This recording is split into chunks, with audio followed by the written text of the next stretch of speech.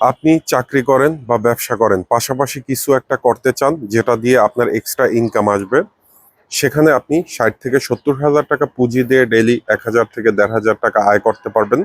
এরকমই একটি ব্যবসায়িক আইডিয়া দেবো। আর এই ব্যবসাটি সম্পূর্ণ হালাল এবং আপনি এখানে কর্মচারী বা একটা ছেলে রেখে পরিচালনা করতে পারবেন। সেই ব্যবসাটা কি? 50 থেকে 60 হাজার টাকায় কি হয় ভাই এই জগতে? 2025 সাল 26 সালে এসে কিছুই হয় না। তবে আপনারা দেখুন, এক ভাই ভ্যানে করে ফল বিক্রি করছে।